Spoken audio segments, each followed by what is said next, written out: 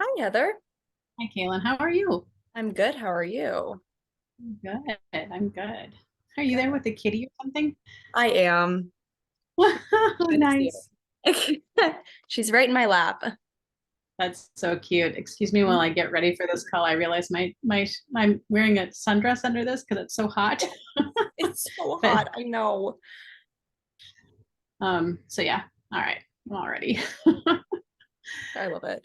I just made you a co-host, so you should have all the capacities you need to share and everything. Okay, let me just look. Um, share screen. Yeah, it looks like I can. Perfect. I'm gonna start with I'm gonna start with uh sharing the screen, and then I'm going to stop, and then I'm going to start again. Totally fine. You are running the show. Okay. Are we going to be able to see participants? Yeah, if they turn on their cameras. Okay. Clay took our message. Hey, Clay. Hey, Hey, Clay. And how many people are we expecting? I believe we have 20 of the 27 registered. So, and I'm recording this for the rest of them that weren't able to make it. Oh, that's great. Yeah. Hopefully everyone will be able to hop on. Yeah, we'll see. I'm going to give you all a lot of information. It's going to be rapid fire.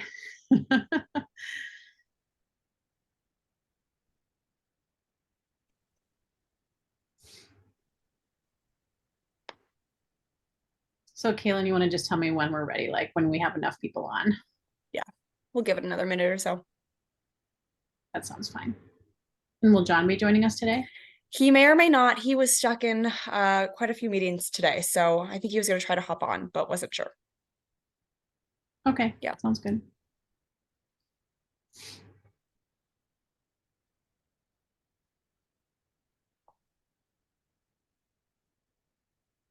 Well, as we're waiting, congratulations everyone for being in this competition. It's a big deal. And it's coming up.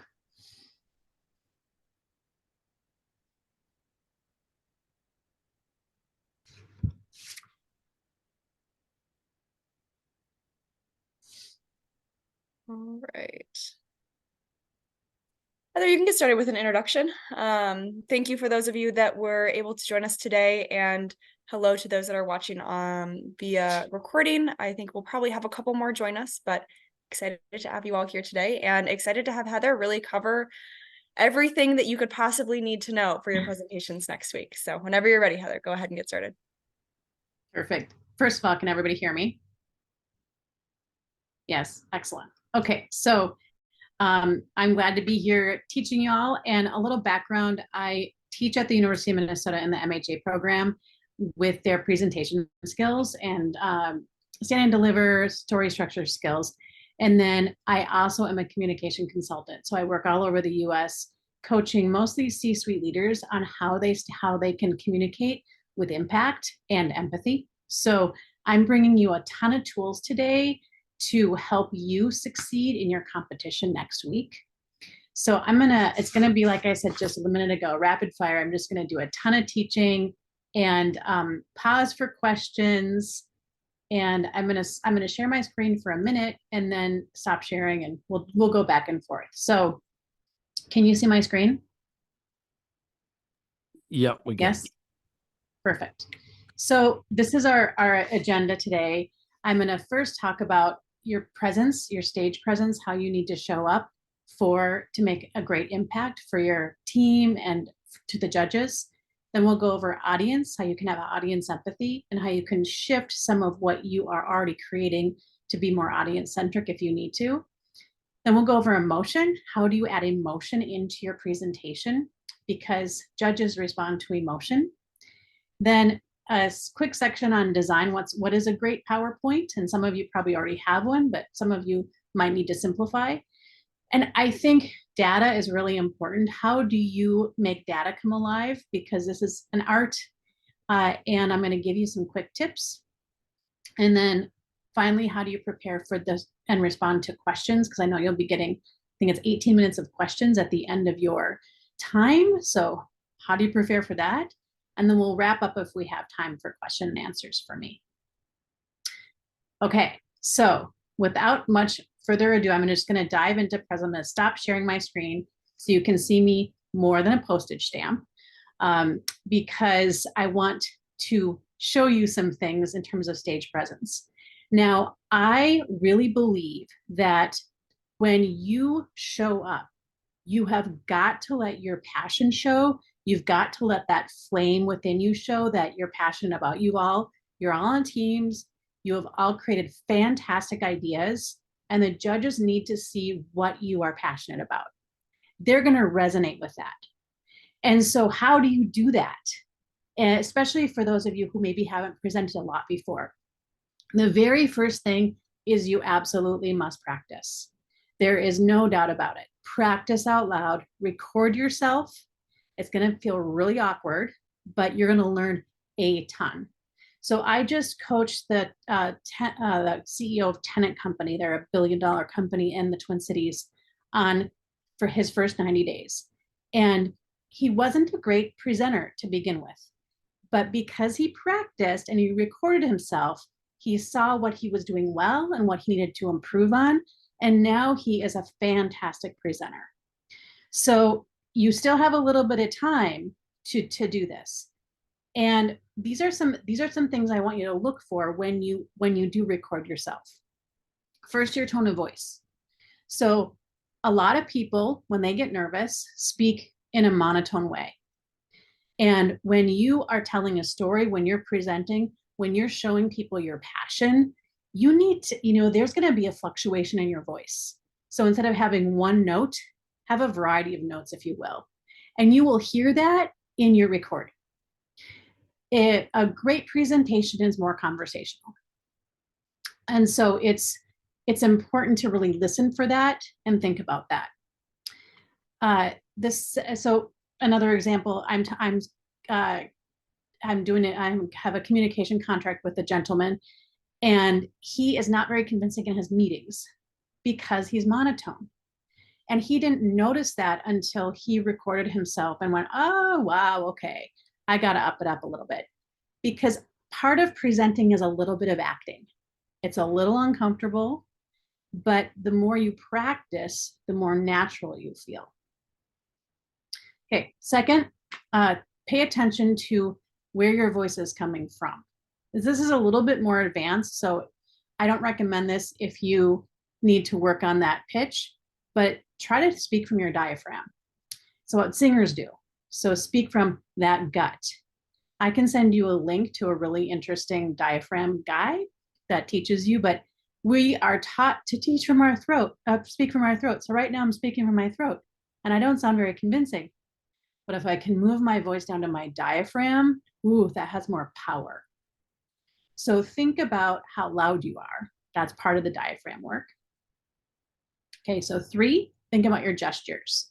Some people just stand with their hands in their pocket. That's boring. Some people over gesture. That's distracting. So look at yourself. What are you doing to gesture? Are you gesturing to make a point? Are your gestures natural? There isn't really a right or wrong. You'll just have to be yourself. The judges want to see you being yourself, and they don't want to see anything distracting. Body posture, really stand tall, own it. If you walk in there kind of like this, like, a little insecure, it just looks insecure, slouchy, sloppy, that's going to make an impression.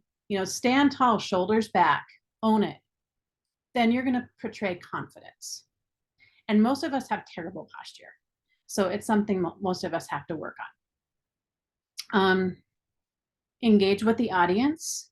So you're going to be live, which is kind of exciting after COVID. And you need to be able to read the room. So do you have eye contact with the audience members? Are you able to kind of flow in and out of that? Are you able to read the energy?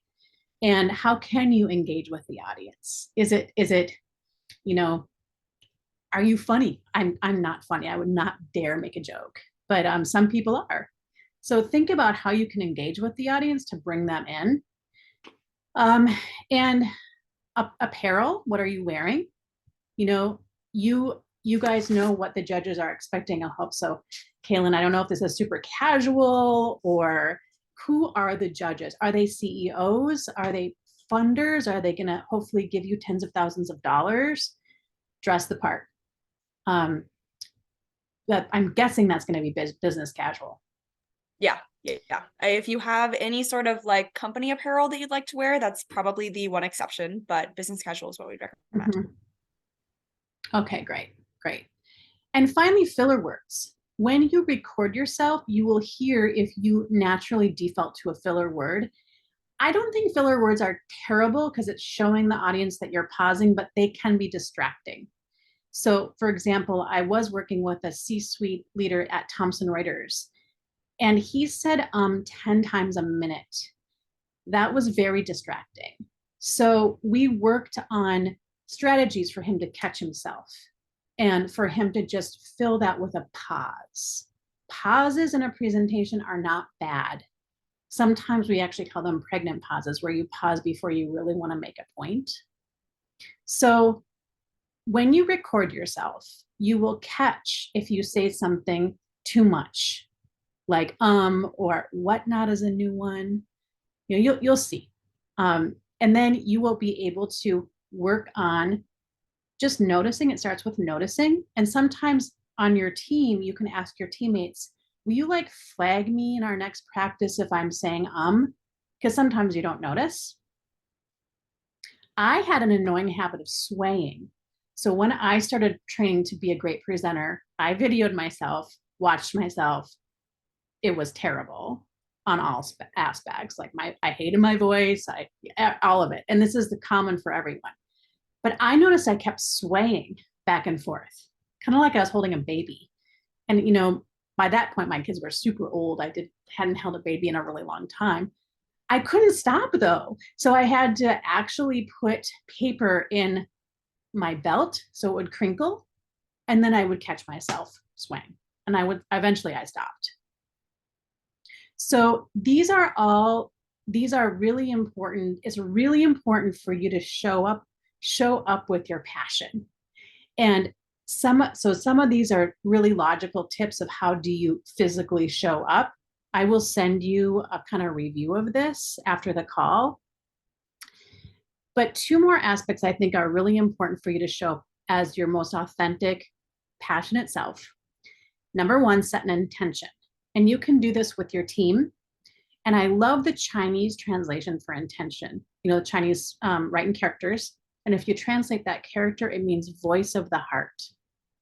So what is your voice of the heart for this competition? Is it to win? Is it to change the world with your idea? Is it to change the city of Minneapolis with this product? What is your intention? What is that voice of the heart? And that can help you show up in a super, a different way than maybe you did before. And the second is you're going to be nervous. This is normal. And kind of the best strategy I have for nerves is box breathing. And this is from the military. It's also a meditation technique. Some of you may have done it. And it's just visualizing a box, and you breathe in for 4, hold for 4, breathe out for 4, and hold for 4. Over and over, just breathe deeply into your gut. And that slows your amygdala down. Your amygdala is going crazy. It's saying fight or flight, fight or flight. I flee. Some people fight. So to calm your amygdala down and get control of your nerves, that is one strategy. You can do this when your teammates are talking. You can do this before the presentation. So in summary, for this section of showing your passion, the key is to really know your stuff. So you want to practice it over and over again. And when you really know it, then it's going to be easier for you to show up with your passion. Okay, I'm going to show you a clip. I'm going to show you a video of a gentleman named Hans Rosling. He's a professor of international health at the Carolina Institute in Germany. And this is from a 2006 TED Talk. And I wanted to show this to you because he uses data, but you can totally see his passion in what he's doing. So I'm going to share my screen again. And play this video. Okay, so show your passion. That was my slide from my little spiel I just gave you. And then here is Hans. Here we go. Can you see there? It's China. They're moving against better health. They're improving there. All the green Latin American countries, they are moving towards smaller families. The yellow ones here are the Arabic countries, and they get larger families, but longer lives, but not larger families. The Africans are the green down here. They still remain here. This is India. Indonesia is moving on pretty fast. And in the 80s here, you have Bangladesh still among the African countries there, but not Bangladesh. It's a miracle that happens in the 80s. The imams start to promote family planning. They move up into that corner, and in 90s we have the terrible HIV epidemic that takes down the life expectancy of the African countries, and all the rest of the world moves up into the corner where we have long lives and small family, and we have a completely new world. Okay, so based on that clip, did you see part of his passion come through? I'm seeing some nods. Good. Yes. Okay. Absolutely. Yes. Judges want to see that. I mean, you know, he has his own personality, right? So you bring your own personality to the case, but don't be afraid to show it. That's what interests people, and people get connected to that. Okay, so I'm going to move on to the second section of audience, but before I do that, do you have any questions about your presence? No? Okay, I will send you a leave behind for that. All right, knowing your audience. Knowing your audience is really imperative because you're going to switch how you talk to different audience members. And the way I look at this is, you know the destination where you want your audience to go. You know what you want them to learn. You know what they need to know in order to say yes to your idea. And you're like a Sherpa. You're at the very beginning of this mountaintop and a start, and you are going to need to know how to guide them up that mountaintop to get them to that destination. And so you need to really think about who's in your audience. So for example, let's say I'm selling health insurance. I'm going to approach this audience very differently than I'm going to approach this doctor, very differently than I'm going to approach these teenagers.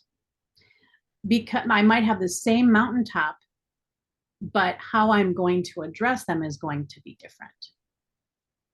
So in your audience, it's important to think about who's in the room, and with your idea, what are they interested in? What do they need to know? And it's important to break it out into segments, because you're probably going to have a variety of people in the room. And, you know, for context, Kaylin, do they know, do the teams know just the general demographic who's going to be in the room? Sort of. I'm actually just about to send a link in the chat where we have a list of all of the judges by division. You all know your judges through their feedback and through any interactions that you've had with them at networking events. But remember that these are industry specific experts to your division. So for the most part, they have expertise and they have a lot of background on the materials that you've been submitting so far. You're not starting from scratch. You're starting from a point where they've seen everything that you've put together so far, and this is a chance to really answer those lingering questions they had after this last round.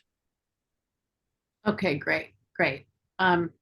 Here are some questions that I will also send you that I think are important to think about with your audience. So you know you'll have a link from Kaylin of who the judges are. And if you already don't know them, I don't see any harm in looking them up in LinkedIn and investigating them a little bit more deeply. Correct me if I'm wrong, Kaylin. I do this all the time. So I know who my audience is when I come in the room. I didn't do that with you guys because I didn't know who was going to be on the call, but these are key questions that are just very simple that you can think about for your audience members. What are they like? So take a walk in their shoes. What does their life look like? How is your idea going to impact them or help them? Why are they here? What do they expect to get out of this presentation, and address that? What keeps them up at night? What's their fear, their pain point, a thorn in their side? And how can your idea help solve that if that's relevant for this competition? How can you solve their problem? How are you going to make their lives better? And if your idea isn't directly related to their life, how is your idea what problem is it going to solve in general for the community, for the world, for whatever segment that you're addressing? What do you want them to do? Be really clear and specific to the audience if you have a call to action. And then really, this is a great question. How might they resist? So if you think about ways that they might resist and then you address them, then they feel heard. And then it looks like you have done your research. I already know you've done your research. You're at this level, but you need to show the judges that you know what they're thinking about, or you've made a very educated guess. So does this make sense so far? Yeah. Okay. So what I often actually have people do, this is so important that I often have people make a table tent like this. You don't have to draw a picture, but you could, and write down who is in your audience. What are they going to be caring about? So you can really be thinking about that the whole time. I will also send this to you. It's what I just read in terms of who is the audience and what types of things to be thinking about. So before I move on to our next section, like I said, I'm cruising through this. Who has questions about the audience?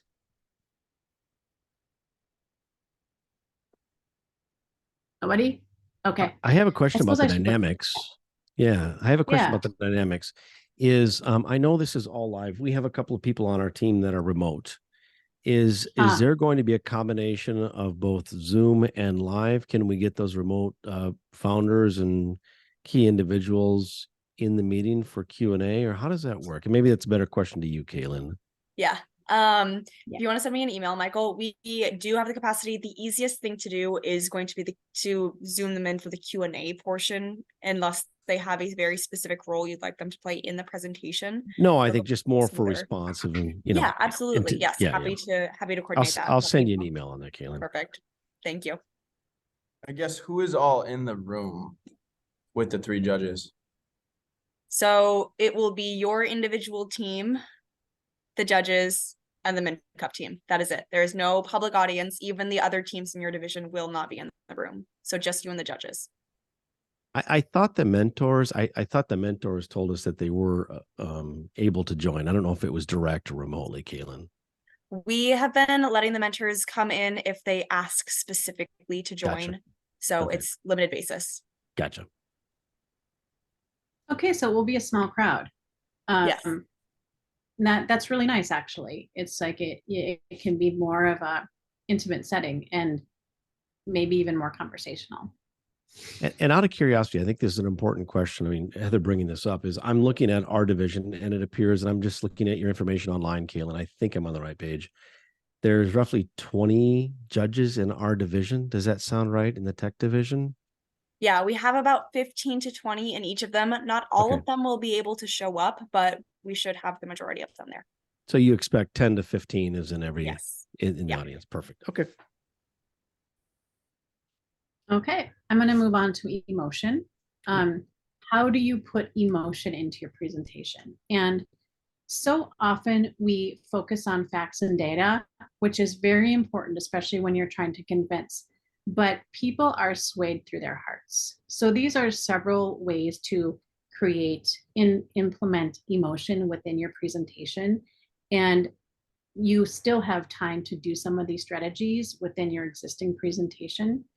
And so I'm going to show you what I mean by each one of those. But really what we want to do is balance the analytical and the emotional.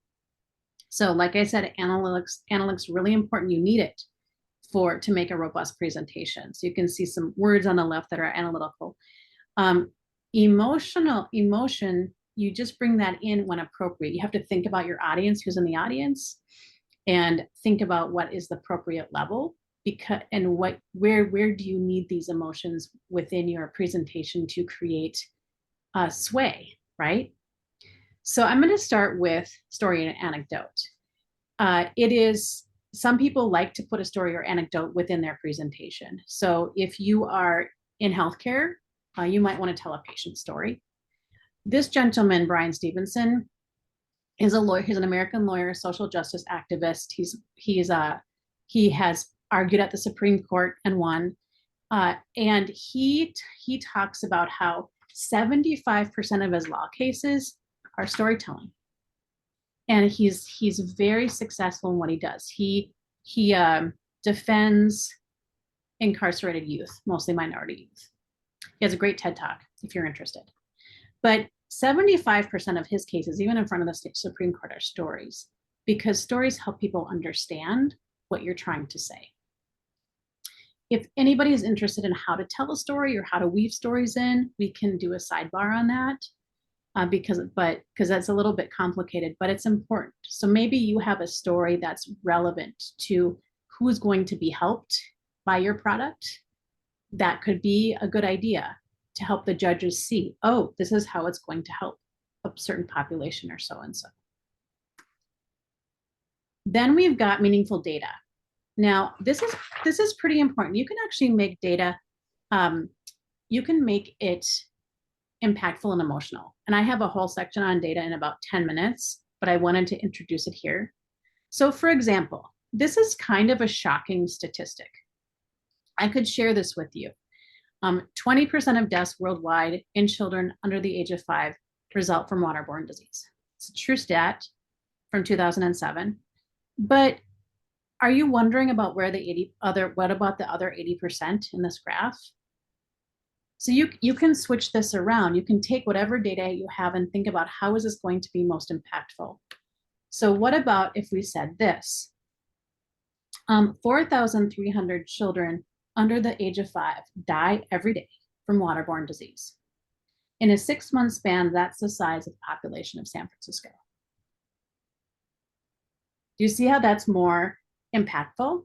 It's the same statistic, but it's more emotional. So I encourage you to think about some stats that you might have in your presentation and ask yourself, how can you make those more impactful? And once again, in about 10 minutes, I'll go over a little bit more in more detail. But don't be afraid to add meaning to your data. You could use a powerful visual too, that can be emotional. So this is a presentation I did for a professor. She was studying mothers in sub-Saharan Africa who were trying to eradicate malaria. And they did not have language. They didn't quite know, they didn't know how to, they told stories, they didn't know how to write. And so she drew pictures to help them understand how to eradicate malaria. So when she showed this slide, it had an emotional response because it was so, it was just so interesting and unexpected. And it was a way that she taught. So powerful, shocking visual doesn't have to be something terrible, but it can be just something unusual like this. Interacting with the audience, this can be super powerful. I'm going to share with you a visual. I'm going to share with you a clip of a gentleman named Michael Pollan. He had a really interesting demonstration of how much oil it takes to create a quarter pounder. So think about how maybe you could introduce something like this. I'm going to share a video. I don't know if you can smell it, but this is a very fresh double quarter pounder with cheese from McDonald's. And I want to show you how much oil goes into producing this. It's my oil. And remember, the oil is in the fertilizer. That's how you make that nitrogen fertilizer. And the oil is in the pesticide. So this is an 8-ounce glass. Okay, that's about 8 ounces. But that's not all. You need another 8 ounces for the processing and to move it around. And another 8 ounces. And 2 more ounces. 26 ounces of oil to produce this burger. It's kind of disgusting, isn't it? It's chocolate syrup.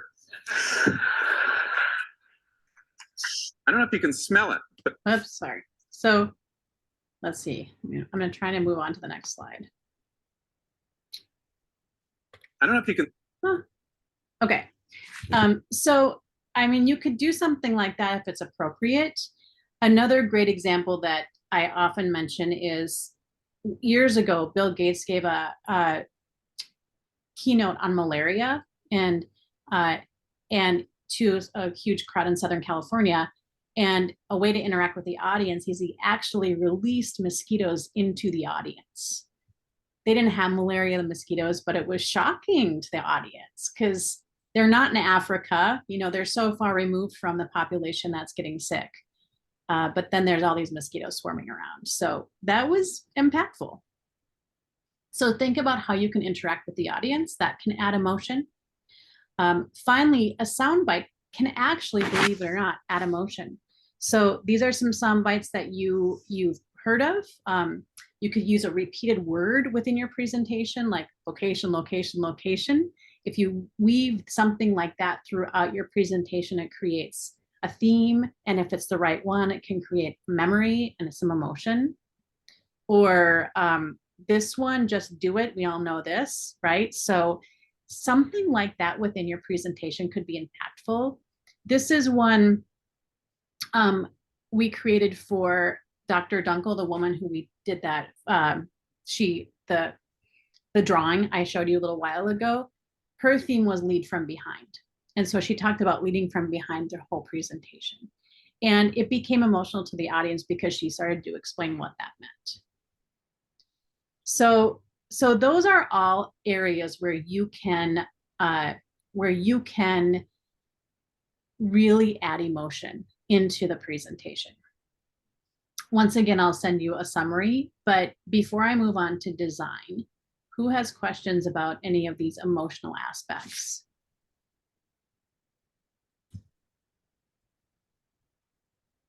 Everybody okay? Once again, you just need a balance, but you do need some emotion within your presentation to sway the audience.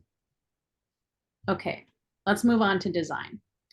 Designing is incredibly important. Some of you probably have very simple PowerPoints. Some of you might have more complicated ones. But you really need to simplify your decks because people cannot read a really busy deck and listen to you at the same time. So this is a really interesting study by Dr. John Medina, and he did a deep study. The results were 3 days after information is conveyed, people remember 10% of what they heard, but remember and also have the retention of 65% of what they saw if the visual is powerful. So think about your favorite childhood book. Can you remember the words or can you remember the stories, the visuals? Most likely we can remember the visuals. Another really interesting study was done by Richard Mayer in 2009. He's a psychology professor at UC Santa Barbara. And he studied 2 different groups. One group had an image with narration. So they just had an image on the screen and then they were talking to it like I'm doing. And another group, he had an image with a bunch of text and the person was talking to it. And hands down, people remembered more on the left. You have an image plus narration because our brains cannot process a bunch of copy and listen to the speaker at the same time. We go to brain overload. So if you have a deck with a bunch of stuff on it, you're doing yourself a disfavor and your audience a disfavor. So I promote 3 simple steps. You need a cohesive visual strategy. You need 1 idea per slide. And one way to get there is through a grid. So I'm going to breeze through this in about 6 minutes, and you'll get some very basic Design 101 tips. What I mean by cohesive visual strategy is you have a set of colors, not very many colors.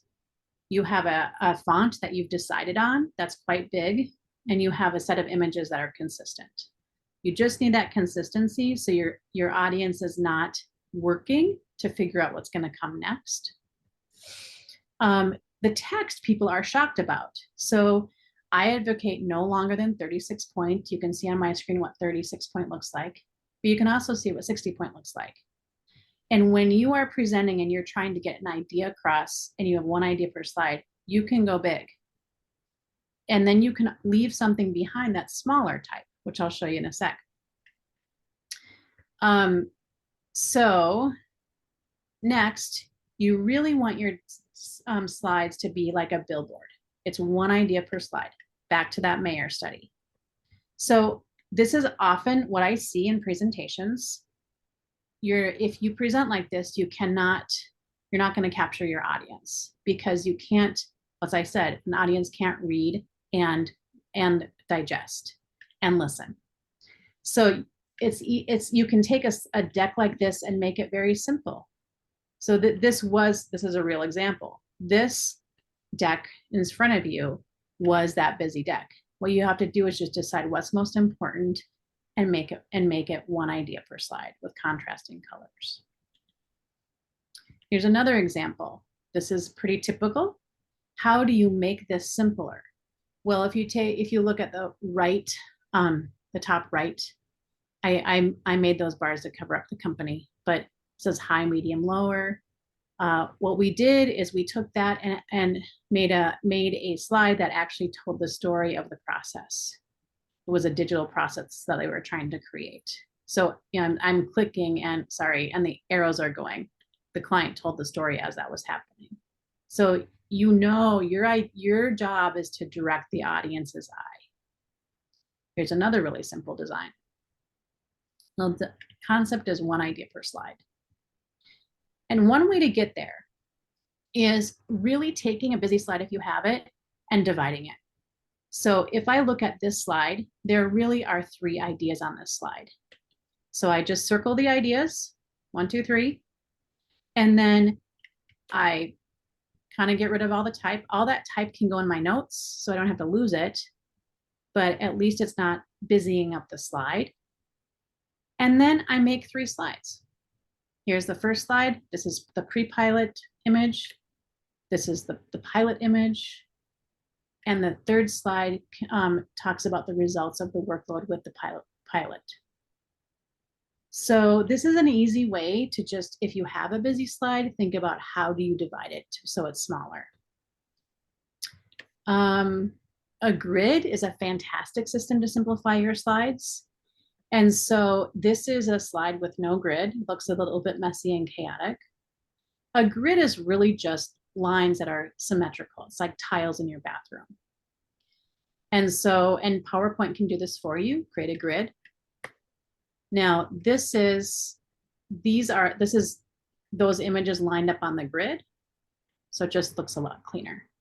Then you can control the audience's eye. This is an example from the U. This doesn't have much of a grid. We created a grid, and then you can put images and type within that grid structure. So that just looks a lot cleaner. Another example of using the same information in the same grid. So the grid creates an idea so you can play with it, but it looks organized. And then the audience knows where to look when you're speaking. So one design tip is a grid. Now, oftentimes I get the question, okay, I get, Heather, that you want one idea per slide, simple, but my audience wants more information. And Kaylin, I don't know if that's the case for this audience, but if it is, a slide doc is a great way to solve this. So on the left, you see a presentation where it's Jeff Weiner that's a presentation slide. On the right is a slide doc. This is something you'd leave behind. So you can actually take your notes, put them in the PowerPoint in a very nice fashion, and that's the printout. Here's another example. You have a presentation slide on the left and more of a slide doc, a leave behind on the right. So it's a little more work, but you can take your presentation deck and really copy and paste your notes in that, make sure it's spelled correctly and print it out. Okay, graphs are really important in your presentation, and so oftentimes graphs are super busy. So this was a very busy graph that my client would not change. So what I simply did is put orange where we wanted the people to look. So if you have a busy graph you can't change, which is sometimes true in academics, just put a contrasting color where you want the audience to look. Your job is to direct their eye. Here's a nice graph, a very simple. You want the rule of thumb with graphs is most of it's gray, and whatever you want to highlight is a contrasting color. So here they're highlighting the green. And then they needed more information, so this is going to be in their appendix. They're not showing this. This is too busy. Okay, one more example is this is a terrible graph. And so if we were to have a class, I teach these classes, I would ask you, what do you not need to have here? And I should, they're trying to compare IBM and Dell. And I'm just going to tell you, because we're so short on time, but what you want to do is you want to shift it. So it's only 3 colors. It's gray with a highlight of a different color. And you want to show the audience what you're actually trying to say. So here is the adjusted. We've got a gray background. We're trying to, oh, sorry, Sun and Dell. We're trying to compare Sun and Dell. So we just have different colors of Sun and Dell, and that's who we're comparing. So in graphs, you just want to think about what are you actually trying to show? What information is most important? How can you get rid of extra stuff? And just use a very simple gray background and highlight your info in a different color. All right, so for design, you just need a cohesive strategy, cohesive colors, text, and imagery. So that was a super quick Design 101. I'm just gonna peek at the time to see if we're good. Yeah, pretty good. I want to move on to data and to show you how to make data come alive. But before I do that, are there questions about design?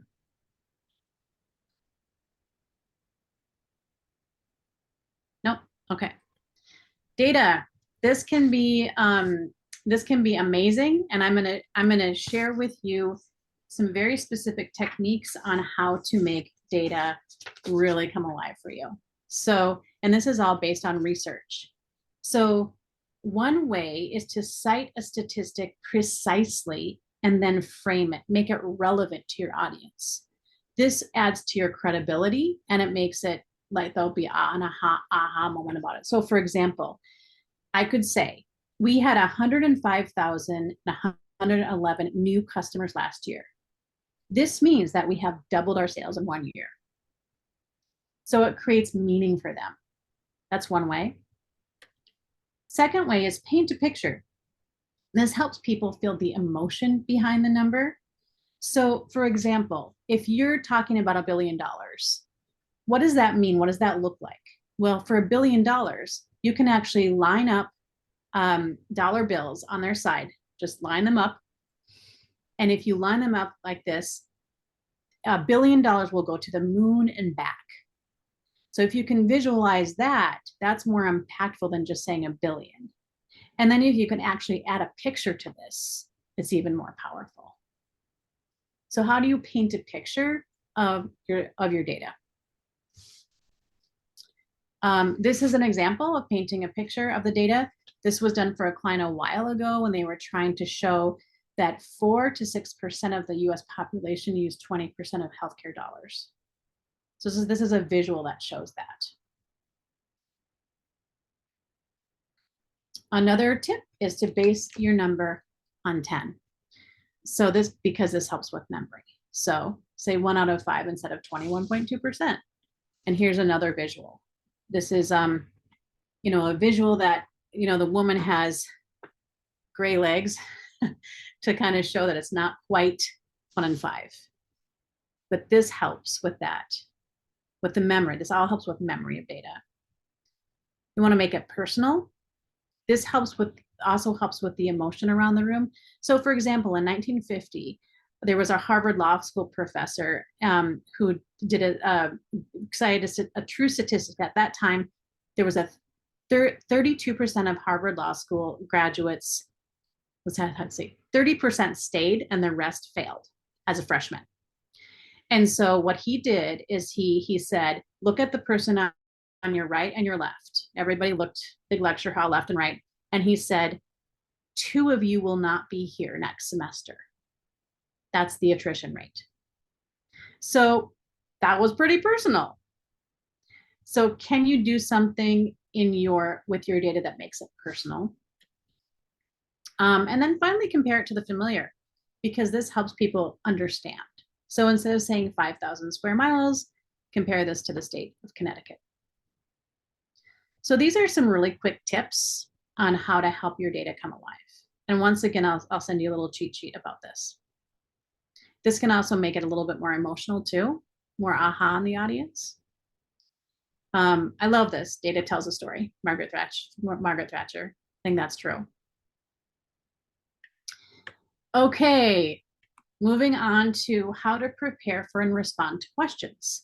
You guys have 18 minutes to answer questions, and this is probably going to be a pretty pivotal time. So, Kaylin, I'd love your ideas here too, but I believe that you're going to need to show up as a team. You know, if you are getting thousands of dollars from funders, they're going to want to trust that you as a team can do this, can work together. So how can you show up as a team? My biggest strategy is that you need to meet as a team and think about hard questions. Think about questions that your audience may ask. Poke holes in your case. Ask probing questions with each other and then figure out what you're going to say. Ask kind of what if questions. Be your own naysayer just for a minute to try to figure out, to try to be prepared. It's number one. Prepare your answers in advance. And oftentimes I have teams decide who will take what types of questions. So maybe you're really good at finance, so you'll take the financial questions, etc. And then figure out how you're going to pass off. So let's say Sam is really good at finance, but he doesn't quite know the answer to that particular question. He can say, I'll show you in a minute how to say, I don't know, but I love that question. Thank you for that question. And figure out as a team, are you going to pass it off then to your teammate, or are you going to circle back to the judges? So the biggest area of showing up, answering questions is to really think about it in advance. And if you don't know, here's some language that I use. And I actually send this to a bunch of my CEO clients who need to say, I don't know, especially to boards, but don't really know how. And I'll send this to you again, but these are great ways to say, I don't know, but in a way that's educated and it's not just, I don't know. So let me tell you what I know and what I'm still learning. That's an important question. And I don't want to give you half an answer. Let me get back to you by that on the end of the day. You can provide resources for them. Tom and IT can get you that exact numbers on that. But the performance metrics I'm managing now are so you can show what you know and promise a follow-up if that's possible with these judges after. You could also show what you know and then say, hey team, do you guys know the answer to this question? So you're passing the baton, and maybe they do, maybe they don't. And if you really don't understand the question, or if you want to dig deeper, I love this one. I think this would be great for your team. Show that you want to know more. So that's an interesting question. Tell me more about what's driving that. And you might get to a different question that you can all answer. Or can you help me understand the issue? especially if it's maybe a little bit conflicting, like they're noticing a conflict that might come up in your idea. And if they're noticing a conflict that might come up in your idea, you might feel like you want to get defensive or protect the idea. I think it's really important in this case to stay neutral and stay curious. So use that curiosity language. So tell me more about that. I'm curious where that's coming from. And if you need to know and don't know, say, I'll find out, or, I'll look into that and get back to you. So back to these question and answer, back to the how do you answer questions.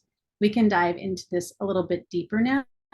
We still have 10 minutes. The last 10 minutes really are like to think about questions you have with all of these sections. So I'm just going to go to, here are the quick overview I went with all of these topics in terms of strategies and tools for you to have to show up as your best in terms of your presentations. So let's dive into in these categories, and maybe we want to start with that question and answer section because that's so important. What questions do you have? What do you want to dive deeper into in our last 10 minutes? And I'll also look at the chat because you guys might have some questions in the chat. Yeah, I've got a question. So for the Q&A, is it better to answer whoever presents, or is it better to pass off to whoever's leading that function on the team?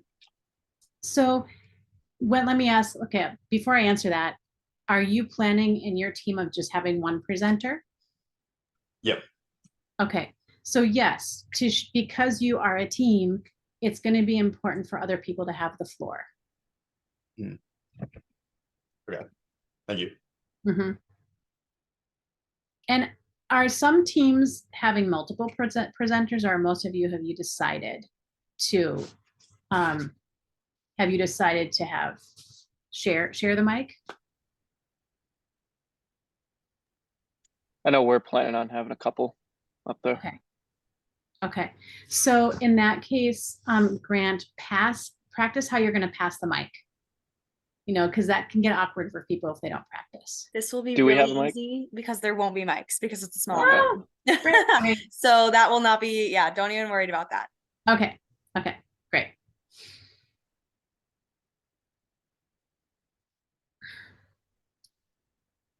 Does anybody feel like they can, for that question and answer period, are you comfortable as a team getting together and picking apart your case and thinking about what the judges might ask and preparing those answers in advance?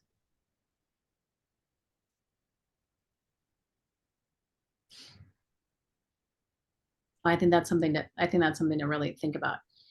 I want to circle back to the presence one because that's so important in terms of how you're showing up.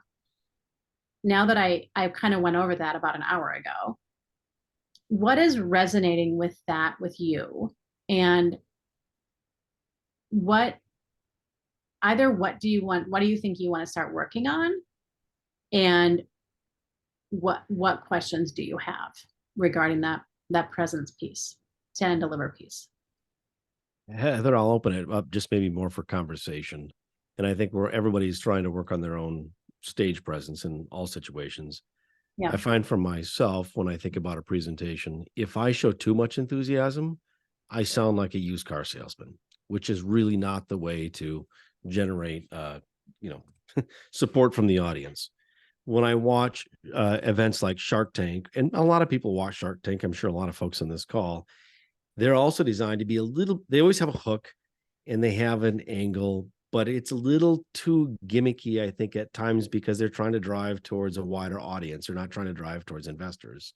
Mm-hmm. And I think the part that everybody always struggles with a little bit is just finding the right balance where you have the necessary hooks to make it memorable and a good story, but not come across like the used car salesman. but you also have to be authentic in that whole thing. So I don't know. I feel like I'm always trying to bounce around between those three, corners. And I don't know if there's a way that you think about that to find the right professional balance for an event like this. It's a great question. And what I keep coming back to is practice and tape yourself, and you're your best critique. But I think, Kaylin, you might have some ideas because you know the audience better than I do. I mean, do you have a thought about what they're gonna be looking for in terms of that enthusiasm? It's not like you're not at a sales meeting.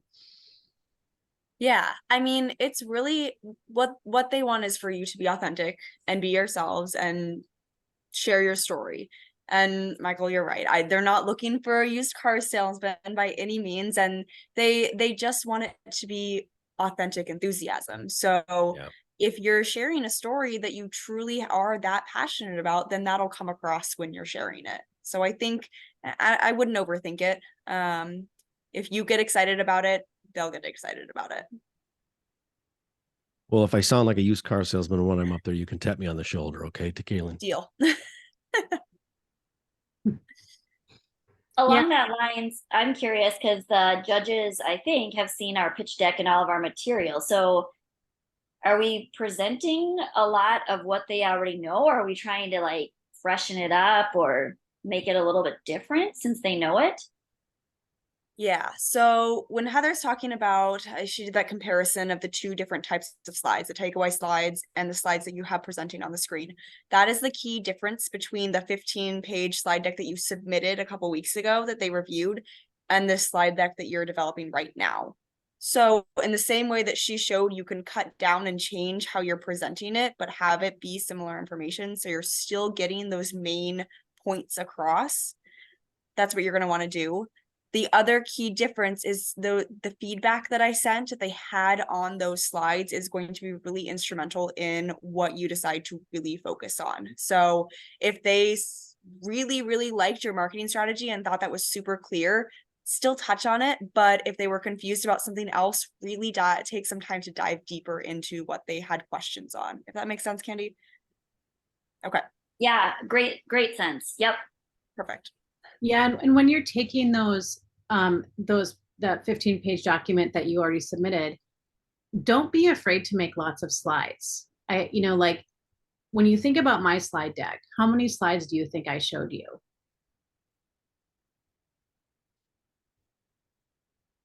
Any guesses?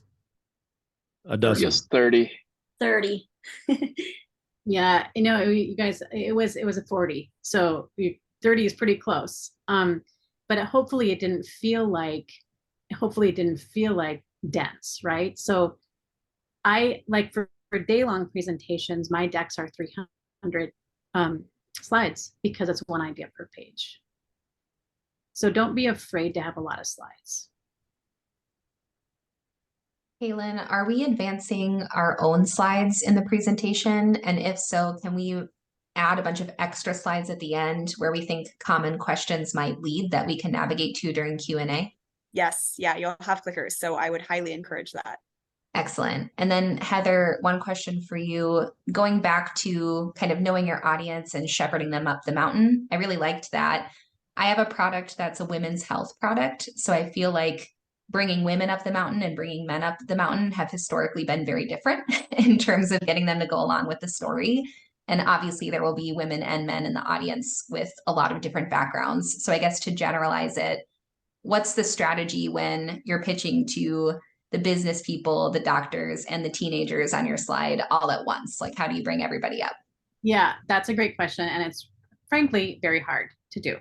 I just will be real about that with you. But the best strategy that I've landed on is think about the key pain points in each one of the audiences and address each one of those key pain points. And so you're addressing each audience specifically. So for example, for your female product, it might be, it's a little bit easier for females because it's the product for them. But for the males in the audience, maybe those a male doctor, what has he experienced with his patient or his wife, or the general state of financing regarding women's health. So what can he tap into that will help him be really interested in the product. So ask that question for each audience member. Does that make sense? Yeah, that's helpful. Thank you. Mm-hmm. Can we use video visuals like while we're talking? Like a sort of like a snippet of like a 5-second clip? I don't know, Kaylin, do you know? Yeah, sure. Get creative with it. I mean, we're really not, there's no restriction on number of slides. I encourage you to bring in prototypes, products, samples for food and ag. Truly, this is your 12 minutes to do with what you would like. If there's any technology needs that you are worried about, let me know, and we can, like for videos, I can test it beforehand. But yeah, anything goes really. Okay, yeah, I was just talking about like our product installation, if we could Mhm. show some clips of that. Absolutely, that'd be a great idea. Perfect. And I would say, like, I like that idea of video clips, and I suggest that you put together your decks, practice. And my rule of thumb is never sit through a presentation, never deliver a presentation you wouldn't want to sit through. So think about if you would sit through this presentation, if it's captivating to you, maybe run it by people you know, that will give you good feedback.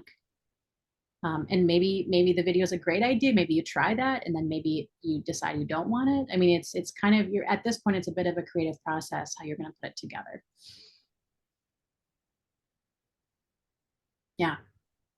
So we're almost at time. I wanna respect your time. It's 5 o'clock. We get to emerge into the heat again. If you're in the Twin Cities. So I'm going to send you I'll send you, Kaylin, some leave behinds that then you can send to the teams. Absolutely. Yeah. So good luck, everybody. Yes, thank you all so much. And you know, you have my email. If you have any other questions that come up before next week, please let me know. And thank you so much, Heather. This was fantastic. You're welcome. Bye-bye. Thank you. Thank you. All right, thank you.